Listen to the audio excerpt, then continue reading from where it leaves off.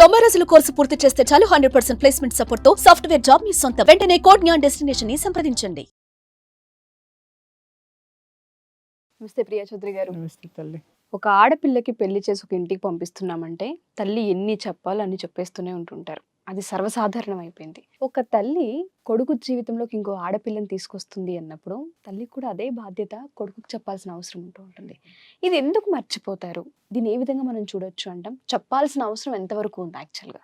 అత్తగారి హోదా దగ్గరికి వచ్చేసరికి అత్తగారు మర్చిపోయిన విషయం ఏంటంటే, అత్త ఒకప్పటి కోడలే అన్న సంగతి.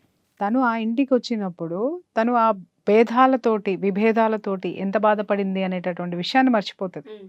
మర్చిపోయి కొడుకు పుట్టంగానే అమ్మో నా కొడుకుని ఎవరైనా ఎత్తుకెళ్ళిపోతారేమో, అమ్మో వచ్చే కోడలు మళ్ళీ మా మా ఇంట్లో వచ్చి పెత్తనం చేసేస్తుందేమో, మళ్ళీ అంటే తను ఏ లైఫ్నైతే చవి చూసిందో, కోడలిగా అత్తగారి తరపు నుంచి ఏ లైఫ్ అయితే చవి చూసిందో, ఏ బాధలు ఏ కష్టాలు అయితే చవి చూసిందో, అది నా కోడలకు ఉండకూడదు అనుకునే అత్తల శాతం చాలా తక్కువ ఉంటుంది. అత్తగారిని చూసి చూసి చూసి పెత్తనం చేసే అత్తగారిని చూసి చూసి ఆవిడలాగే ఈవిడ మారిపోవడం అనేది ఎక్కువ జరుగుతూ ఉంటుంది అనమాట.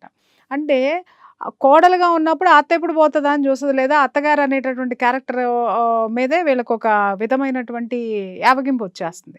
కానీ ఈవిడ అత్తగారి క్యారెక్టర్లోకి రాగానే మళ్ళీ అదే అత్తగారి అవతారం ఈవిడ ఎత్తేస్తుంది అనమాట. ఇక్కడ తెలియని విషయాలు ఏంటంటేనమ్మా, వీళ్ళకి అర్థం అయ్యి ఉంటుందో అర్థం కాదో నాకైతే తెలియదు, కానీ ప్రతి ఒక్కళ్ళు ఏ మగపిల్లాడి తల్లిని చూసుకోండి, పక్క కోడలు కష్టాలు పడుతుంటే అయ్యో పాపం అంటది, కానీ నువ్వు కోడల్ని ఎలా చూసుకుంటున్నావు అనేటటువంటి విషయం మీద వాళ్ళకి కనీస సోయి కూడా ఉండదు అనమాట. అరే ఇదే కష్టాలు నేను పెడుతున్నాను నా కోడల్ని, పక్కింటి కోడలు అత్తగారు జులుం ఉంది అని అంటే సానుభూతి చూపించేస్తారు, అయ్యో అంటారు. మరి నీ ఇంట్లో నీ కోడల్ని నువ్వేం చేస్తున్నావు? అలాగే పక్కింటి భర్త భార్యని హింస పెడతా ఉంటే బాగా చూసుకోవాలి, ఆడవాళ్ళని ఇది చెయ్యాలని చెప్పేసి అని మాట్లాడతారు. మరి నీ బిడ్డకి ఎంతవరకు చెప్తున్నావు? నీ ఇంటికి వచ్చేటటువంటి కోడల్ని, నీ ఇంటికి వచ్చే ఆడపిల్లని ఎలా ట్రీట్ చేయాలనేది నువ్వు ఎందుకు చెప్పావు? ఇక్కడ కొన్ని విషయాలు ఇవాళ చాలా బాధాకరమైన విషయం ఏంటంటే, ఎన్నో కేసులు నేను చూసి చూసి చూసి నాకు ఒకటే అర్థమైంది ఏంటంటే, ఈ అత్తగారి యొక్క మనస్తత్వం ఎలా ఉంటుందో. భార్యాభర్తలు ఇద్దరికి, అత్తగారికి మాంగారికి మధ్య సయోధ్య లేదనుకుందాం. ఆ సయోధ్య లేని తత్వానికి ఏం చేస్తుంది అని అంటే, ఆవిడ మనసులో ఏ భావాలు ఉంటాయో, భర్త పట్ల ఏ భావాలు ఉంటాయో, సంసారం పట్ల ఏ విధమైనటువంటి వ్యతిరేకత ఉంటుందో అది మొత్తం కొడుక్కి నూరు పోసేస్తుంది. అర్థమైందా? అంటే ఆవిడ సంసార జీవితాన్ని కోల్పోయిన అత్తగారులు బోల్డ్ మంది ఉంటారు, లేదా సంసార జీవితాన్ని ఆనందంగా గడపలేనటువంటి దౌర్భాగ్యం అనాలి నిజంగా. ఆ చక్కటి సంసార జీవితాన్ని ఎలా ఆనందంగా మలుచుకోవాలో తెలియనటువంటి వాళ్ళు, మూర్ఖంగా నాశనం చేసుకునే వాళ్ళు ఏం చేస్తారు అని అంటే, వాళ్ళ యొక్క తత్వాన్ని మొత్తాన్ని, వాళ్ళ భావజాలం మొత్తాన్ని కొడుకు నూరు పోసేస్తారు. రే పెళ్ళం మాట విన్నావో ఆడంగోడు అయిపోతావు, పెళ్ళానికి గనక ఒక్కసారన్నా నువ్వు దానికి గనక అవకాశం ఇచ్చావో ఇంకంతేరా, నీ పని అంతే, రోడ్డు మీద పెట్టేస్తే. అంటే తను కూడా ఆడదనేటటువంటి, అంటే తనలో ఎన్ని జాడ్యాలు ఉన్నాయో అవన్నీ వచ్చే కోడల్లో ఎక్కడుంటాయో అని చెప్పేసి కొడుక్కి తన వ్యక్తిత్వాన్ని చెప్పేస్తుంది అనమాట. ఇది గమనించాల్సినటువంటి అవసరం కొడుకుల్లో చాలా మందికి ఉంది, ఇలాంటి తత్వం ఉన్నటువంటి ఆడవాళ్ళు. వీళ్ళేం చేస్తారు, భార్య రావటమే ఆ గడపకు అవతలే పెట్టేస్తారు ఆవిడ అస్తిత్వాన్ని, లోపలికి రానివ్వరు. లోపలికి వచ్చేది ఎవరు అని అంటే, వీళ్ళకి సేవ చేయాలనుకున్నటువంటి మనిషి మాత్రమే. అది ఏ సేవ, ఆర్థిక పరంగా సేవ అనుకో, శారీరకంగా సేవ అనుకో, ఇంటి చాకరీ అనుకో, కొడుకులని కంటాం, పిల్లల్ని కంటాం, వీటన్నిటికీ కూడా ఒక వ్యక్తిని మాత్రమే ఆహ్వానిస్తారు, కానీ వ్యక్తిత్వాన్ని మాత్రం ఆహ్వానించరు ఇంట్లోకి. ఆవిడ అలా పడి ఉండాల్సిందే. ఏమన్నా మాట్లాడితే అత్తగారు విపరీతంగా నోరేసుకుని, ఏంటండి మీ కొడుకు ఇలా ఉన్నాడు, కొంచెం పరిస్థితి మీ అబ్బాయికి చెప్పుకోండి అని అంటే, మీ అమ్మాయి మాట వినట్లేదు, మీ అమ్మాయికి ఏది లేదు, ముందు ఉల్టా మాట్లాడేస్తారు. అరే ఒక్కసారి నువ్వు ఎప్పుడైనా ఇద్దరిని కూర్చోబెట్టి, అమ్మ మా అబ్బాయి చేసే తప్పేంటి, ఒరే మీ ఆవిడ చేసే తప్పేంటి, పెద్దరికంగా ఎప్పుడైనా ఈ అత్తగారు కూర్చోబెట్టి మాట్లాడుతుందా? ససేమిరా మాట్లాడదు. ఎందుకు అనంటే, మాట్లాడడం మొదలు పెడితే ఏమవుతుంది అంటే, కొడుకు తప్పులు, కొడుకుని ఆడించే రింగ్ మాస్టర్ ఈవిడ. కొడుకు మాట్లాడేటటువంటివన్నీ ఎక్కడ బయటపడతాయో అని చెప్పేసి ముందే వీళ్ళ మీద నిందలు అపవాదాలు వేసేసి కోడల్ని రాసి రంపాన పెట్టేస్తారు. ఇక ఈవిడ నోటికి భయపడిపోయి, అమ్మో ఎందుకు వచ్చిన గొడవలే అని పాపం ఆడపిల్లనిచ్చుకున్నటువంటి తల్లిదండ్రులు, ఆడపిల్ల తరపు ఉన్నటువంటి వాళ్ళు నోరు మూసుకోవాల్సిన పరిస్థితి. ఇక్కడ ఏమవుతుందంటే, వాళ్ళు వైవాహిక అత్తగారు మాంగారి జీవితంలో వైవాహిక పరమైనటువంటి సంబంధ బాంధవ్యాలు సరిగా లేకపోయినా, వాళ్ళ మధ్య సయోధ్య లేకపోయినా, లేకపోతే ఆవిడ ఎలాంటి థ్రెట్స్ అనుభవించినా, ఆవిడ కనుక ఆ జీవితంలో నుంచి నా కొడుకు జీవితం బాగుండాలి అనేటటువంటి తత్వంలోకి రాకుండా, నాకు లేదు కాబట్టి నా కొడుకు ఉండడానికి వీల్లేదు అనేటటువంటి తత్వాన్ని కొంతమంది తల్లులు చాలా ప్రేమగా కొడుకుని బాగా ప్రేమించేస్తున్నట్టుగా కొడుకు వైపు నుంచి ఉండి కొడుకు జీవితాన్ని నాశనం చేస్తారు. అరే జాగ్రత్త, దాన్ని ఎక్కడ ఉంచాలో అక్కడే ఉంచు, దాని మాట అసలు వినటానికే వీల్లేదు, మేము ఇలాగే ఉంటాం, మేము మారం, మేము ఇంతే, ఇలాంటివన్నీ నూరిపోసి నూరిపోసి నూరిపోసి. ఏ కోడలు నీ ఇంటి దీపం పెట్టడానికి వచ్చినటువంటి ఇల్లాలు కాదా? నువ్వు ఆ ఇంట్లో నీ పెత్తనం ఎలా చెలాయించుకోవాలని నువ్వు మొదట్లో నీ భర్తను కొంగును కట్టుకొని వచ్చినప్పుడు ఆ విధంగా చేసి నీ అత్తామామల నుంచి నీ భర్తని వేరు చేసుకున్నావు, నీ కుటుంబాన్ని వేరు చేసుకున్నావు, నీకంటూ ఒక కుటుంబం పెట్టేసేసుకున్నావు, అంతవరకు నువ్వు బాగున్నావు. తర్వాత కూడా నువ్వే బాగుండాలంటే ఎట్లా కుదురుతుందమ్మా? ఇక్కడ నువ్వు కన్నా నీ కొడుకు జీవితాన్ని నాశనం చేస్తున్నావు. సరే, నువ్వు కన్నా కొడుకు జీవితం నువ్వు ఎట్టన్నా బ్రష్ పట్టించుకో, కానీ ఇంకొక ఆడపిల్ల తల్లిదండ్రుల కన్నా ఇంకొక అమ్మ కన్నా ఆడపిల్లని నువ్వు నీ ఇంటికి తీసుకొచ్చి జోరీగలాగా గుయ్యో గుయ్యో గుయ్యో గుయ్యో గుయ్యో గుయ్యో గుయ్యో. కొంతమంది నాతో చెప్పి చాలా బాధపడతారు, ఏమండి వాళ్ళ అమ్మ ఫోన్ చేసిందంటే చాలండి, ఇంకా చూడండి అసలు ఏం చెప్తుందో ఆవిడ అర్థం కాదండి, సడన్ గా చేంజ్ అయిపోతారండి. ఆ సడన్ గా చేంజ్ అయిపోయి తర్వాత మమ్మల్ని ఒక శత్రువుని చూసినట్టు చూస్తారండి, మేమంటే పరాయి వాళ్ళుగా చూస్తారండి. అంటే దాన్ని సంసారం అంటారా, వ్యభిచారం అంటారా? చెప్పాలి అత్తగారులు, అత్తగారులు మాటినేటటువంటి కొడుకులు కూడాను. అరే మీరు పెళ్ళిళ్ళు ఎందుకు చేసుకుంటారు రాబాయ్? మీ అమ్మ మాటినే లెక్కైతే మీకు పెళ్ళిళ్ళు ఎందుకు రా నాయన? పోయి మీ అమ్మని పక్కన కూర్చోబెట్టుకొని జీవితాంతం ఆవిడకే సేవలు చేసుకుంటూ కూర్చోవచ్చు కదా. ఇంకో అంటే వీళ్ళకి ఊరందరికీ ఒక పెళ్లి చేసావు అనిపించుకుంటానికి ఒక ఆడది కావాలి, ఒక బలి పశువు అన్నమాట. ఊరందరికీ మాకు పెళ్ళయింది, మేము కోడలు తెచ్చుకున్నాం, మా కొడుక్కి పెళ్లి చేసామని అనిపించుకోవడానికి మాత్రమే తీసుకొచ్చేవాళ్ళు కొంతమంది ఉంటే, తెచ్చిన ఆడది అన్ని విధాలా మాకు అనుగుగా ఉండి తీరాల్సిందే, లేకపోతే మేము ఒప్పుకోమని చెప్పేసి అని మాట్లాడేటటువంటి కుటుంబాలు ఈ కోకొల్లలు ఉన్నాయి ఇవాళ. నిజంగా చెప్తున్నాను, దాంపత్య జీవితం అంటే ఒక అద్భుతమైన అందమైనటువంటి కావ్యం అమ్మా. దాన్ని ఆ రచించేటటువంటి వాళ్ళు మన భార్యాభర్తలు ఇద్దరు, దాన్ని చదివేటటువంటి వాళ్ళు వాళ్ళ పిల్లలు. అది ఒక అందమైన కావ్యాన్ని చదువుతుంటే మనకి ఎన్ని అనుభూతులు వస్తాయి, ఎన్ని అద్భుతమైన ఊహలు వస్తాయి.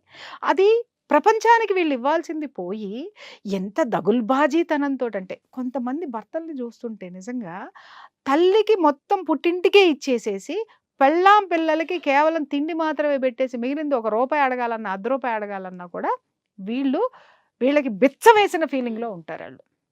అంటే భార్యని సాకటం అంటే ఊరిని ఉద్ధరించటము అనేటటువంటి ఫీలింగ్ లో ఉంటారు. చాలా ఎక్కువ ఉంది ప్రియా మ్యామ్, చాలా ఎక్కువ. ఎందుకంటే చూస్తున్నాం కదా, వాళ్ళు కనీసం కొన్ని నేను స్క్రీన్ ముందు మాట్లాడకూడదు, కానీ వాళ్ళ పర్సనల్ థింగ్స్ కి సంబంధించి అడగాలన్నా కావాల్సిందే. అవును, ఎవ్రీ మంత్ వాస్తవం. నీకెందుకు, నీకేం కావాలి వాళ్ళకి? లెక్క ఏమి లెక్కరా నాయన? నీ బతుకు ఒక్కసారి కన్ను మూసావంటే ఆ పైన ఉన్నాడు లెక్క కట్టాడంటే నువ్వు కట్టే లెక్కలన్నిటికీ కూడా ఎక్కడా కూడా అమౌంట్ అనేది టాలీ కాదు. ఇంత చిన్న జీవితం తల్లి. ఒక కవి అద్భుతంగా రాశాడు, కన్ను తెరిస్తే జననం, కన్ను మూస్తే మరణం, రెప్పపాటు కాలం ఈ జీవితం అని. నిజంగా చూడండి, మనం 50 ఏళ్ళు బ్రతికేసాం, 25 ఏళ్ళు బతికేసాం, 80 ఏళ్ళు బతికాం, వెనక్కి తిరిగి చూసుకుంటే నిన్న మొన్న జరిగినట్టే ఉంటుంది. అంటే 80 ఏళ్ళు అనేటటువంటి సంఖ్య కనపడుతుంది, కానీ అది చాలా చిన్న సమయం. అది ఆ సమయంలో ఒక స్థితికి వెళ్ళిన తర్వాత ఈ పిచ్చోళ్ళందరికీ అర్థం కానటువంటి విషయాలు ఏంటంటే, జీవితంలో ఏం కోల్పోయారు అనేటటువంటిది కొంతమంది అసలు రియలైజ్ కారు, చచ్చేదాకా రియలైజ్ కారు. ఆ మొండితనం, ఆ మూర్ఘత్వం, భార్య అంటే ఒక వస్తువు అంటే ఎంత మూర్ఘత్వం ఉంటే 70 ఏళ్ళు రాని 80 ఏళ్ళు రాని పెళ్ళాం నుంచో అంటే నుంచోవాలి, కూర్చో అంటే కూర్చోవాలి, ఏం చేయాలన్న ఆ మూర్ఘత్వం ఎక్కడి నుంచి వస్తుందమ్మా వీళ్ళకి? ఒక్కటే నేను మాట్లాడతా, నీ భార్యని నువ్వు లొంగ తీసుకున్నావని నువ్వు ఫీల్ అవుతున్నావు, చాలా తప్పు. ఆవిడ లొంగిపోయి ఉంది నీకు. ఎగ్జాక్ట్లీ. అదే కనుక లేకపోతే నీ బతుకు, మీ అమ్మ బతుకు, మీ అబ్బ బతుకు, అన్ని బతుకులు బస్ స్టాండే. ఇవాళ అదే జరుగుతుంది. ఆడపిల్లలు భరించినన్నాళ్ళు భరించారు, కిరోసిన్లు పోసి తగలబెట్టినన్నాళ్ళు తగలబెట్టించుకున్నారు, ఉరేసినన్నాళ్ళు ఉరేయించుకున్నారు, అలాగే ఇంకా ఏ విధంగా ముఖం మీద దిండు పెట్టి తొక్కి చంపేసినన్నాళ్ళు చంపేయించేసుకున్నారు. ఒళ్ళంతా వాతలు పెట్టేసి నానా బీభత్సం చేసినప్పుడు కూడా కొరడాలు పెట్టి కొట్టినవి ఉన్నాయి, కర్రలు పెట్టి కొట్టినట్టు ఉన్నాయి, సిగరెట్లు పెట్టి కాల్చినా వాతలు పెట్టించుకున్నటువంటి ఆడవాళ్ళు ఈరోజు ఇంత విస్తృతంగా ఎందుకు ఎదురు తిరుగుతున్నారు అనంటే ఈ అత్తగారులు చేసినట్టు ఆగడాలు తట్టుకోలేక ఘోరాలకి ఇవాళ అందరూ కలిసి రిపెంట్ అవుతున్నారు. అది ఇవాళ గమనించాల్సినటువంటి విషయం. ఇవాళ నేను చెప్తున్నాను కదా ఉషా, ఒక 2 కుటుంబాలు సంబంధాన్ని ఇచ్చిపుచ్చుకునేటప్పుడు మాట్లాడుకోవాల్సింది 2 ఆడవాళ్ళు. ఎవరా ఆడవాళ్ళు? ఈ వియ్యపురాలు కలిసి కూర్చొని, అమ్మ మనిద్దరం కలిసి పిల్లలిద్దరికి ఒక జంటగా చేసి ఒక కొత్త జీవితాన్ని ఇస్తున్నాం. మీకే విధమైనటువంటి మా తరపు నుంచి ఏ విధమైనటువంటి భరోసా మీకు కావాలి, మీ కుటుంబం నుంచి మాకే విధమైనటువంటి భరోసా ఇస్తారు అనేటటువంటి మాటలు ఎంతమంది వియ్యపురాలు మాట్లాడుకుంటున్నారు. ఇంకొకటి, ఇవాళ పెళ్ళిళ్ళు చేసుకునే వాళ్ళందరూ ఏం చూస్తున్నారంటే ఎంత కట్నం ఇస్తారు? మగపిల్లోళ్ళు అయితే ఏం చదువుకుంది, ఏం ఉద్యోగం చేస్తుంది, ఎంత శాలరీ వస్తుంది, ఇది చూసుకుంటున్నారు. ఆడపిల్లలు ఏం చూస్తున్నారు? ఆడికి 30 ఏళ్ళు ఉంటాయి పెళ్లి చేసుకునేసరికి. ఇప్పుడు సగటు వయసు. కారు ఉందా? యుఎస్ వెళ్తాడా? ఎంత వస్తుంది? 1 lakh ఏం సరిపోతుంది? ఒరే నీ ముఖానికి 30 ఏళ్ళు ఆడి ముడి కిందకు ఉన్నాయి. అంత మాత్రానికే వాడు అంతస్తులు కట్టేసి సినిమాల్లాగా సూట్లు వేసుకొని ఫ్లైట్లు వేసుకొని దిగి వచ్చేసి నేను చేసుకుంటాడా? నువ్వేమన్నా రంభవా? నువ్వేమన్నా ఊర్వశివా? రంభా ఊర్వశి అయినా ఆడెందుకు చేసుకుంటాడు? ఒక ఎఫిషియెంట్ పర్సన్ నిన్ను ఎందుకు చేసు? నీలో ఇంకా క్వాలిటీస్ ఉండాలి. ఉన్నంత మాత్రాన ఆడు రాడు. ప్రతి ఒక్కటి తనను తాను గొప్పగా అనుకున్నప్పుడు మరి ప్రతి మగవాడు తనను తాను గొప్పగానే అనుకుంటాడు కదా. సో నీకెందుకు దిగుతాడు? ఇది ఆడపిల్లలు ఆలోచించాల్సినటువంటి విషయం. అలాగే మగపిల్లలు కూడా వీడి ముక్కెట్టుండదో తెలియదు, వీడి ముఖం ఎట్టుండదో, వీడి అద్దంలో ఎన్నిసార్లు చూసుకుంటాడో తెలియదు. అలాగే వీడి కుటుంబం గురించి వీడికి కుటుంబం మీద వీడికి ఉన్నటువంటి అవగాహన ఏంటో తెలియదు. అసలు వీడికి ఏ అర్హత ఉన్నదో తెలియదు. కేవలం మగవాడు అనేటటువంటి అర్హతతోటే వీడికి బోళ్ళంతమంది మగాళ్ళకి పెళ్ళిళ్ళు అవుతున్నాయి. ఆ పెళ్ళిళ్ళు అయినప్పుడు నువ్వు చేసుకున్నటువంటి ఆడది నీకంటే గొప్పదే, అన్ని విషయాల్లో నీకంటే గొప్పది. ఆ ఆడదాన్ని ఎంత గౌరవంగా చూసుకోవాలనేటటువంటి ధర్మాన్ని, ఆ సంస్కారాన్ని నువ్వు నీ తల్లి నుంచో, నీ తల్లిదండ్రుల నుంచో, నీ కుటుంబం నుంచో, లేకపోతే నీ అక్క చెల్లెళ్ళ నుంచో నువ్వు నేర్చుకోకుండా వచ్చిన దాన్ని బానిసగా చూడడము అనంటే నీకు పెళ్ళెందుకు? ఆ సంసారం ఎందుకు? ఆ కుటుంబం ఎందుకు? నువ్వు వేపుకు తినడానికి ఇదేమన్నా మంచిగా భార్య అనేది? కాదు కదమ్మా, కాదు కదా. ఏదో నాన్ వెజ్ ఇవాళ ఏపుకు తింటే బాగుంటుంది, రేపొద్దున ఉప్పు కారం పెట్టుకుంటే బాగుంటుంది, రేపొద్దున పులుసు చేసుకుంటే బాగుంటుంది.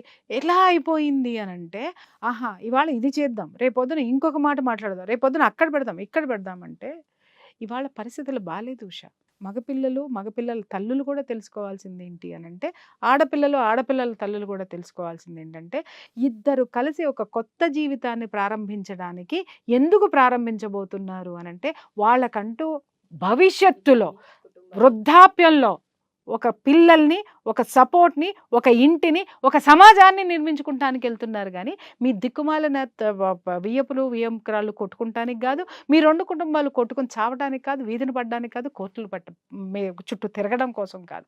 ముందు పెద్దవాళ్ళు ఇది తెలుసుకోవాల్సిన అవసరం ఉంది. ఎప్పుడైతే పెద్దవాళ్ళు ఒక సంస్కారాన్ని ఎప్పుడైతే పిల్లలకి ఇస్తారో, ఆ పిల్లలు ఎప్పుడు కూడా వాళ్ళ జీవితంలో ఏది వచ్చినా కూడా చాలా సంస్కారవంతంగా దాన్ని తీర్చిదిద్దుకుంటారు. మీరు ఏదైతే చెప్పారో బియ్యంకులు, వియ్యపురాలు వీళ్ళ కోసం కాదు వాళ్ళ జీవితాలు. ఎగ్జాక్ట్లీ. ఇద్దరు ఒక కుటుంబాన్ని నిర్మిస్తారు, సమాజంలోకి వీళ్ళు చస్తే, కన్నవాళ్ళు చస్తే ఆ తర్వాత వాళ్ళకంటూ ఒక కుటుంబం కావడం కోసమే మనం పెళ్లిళ్ళు చేస్తున్నాం కానీ, సామాజిక ధర్మం కోసము, సామాజిక భద్రత కోసం మనం పెళ్లిళ్ళు చేస్తున్నాం కానీ, వీళ్ళిద్దరు కొట్టుకు సావడానికో, లేకపోతే వచ్చిన కోడల్ని ఏపుకు తినడానికో, లేకపోతే కొడుకు అనేవాడు పెత్తనం చేయరా అని మూర్ఖత్వంగా నువ్వు చేస్తే నీకేం చేయాలనేది తర్వాత నీ చావు కోడలు తలరాత నీ చేతిలో రాసి పెట్టుందేమో, కానీ నీ తలరాత పైవాడి చేతిలో రాసి పెట్టుంది. అది ఖచ్చితంగా నువ్వు అనుభవించే తీరుతావు. అది ప్రతి ఒక్కళ్ళు గుర్తుపెట్టుకొని తీరాల్సిందేనమ్మా. Thank you ma'am. Thank you.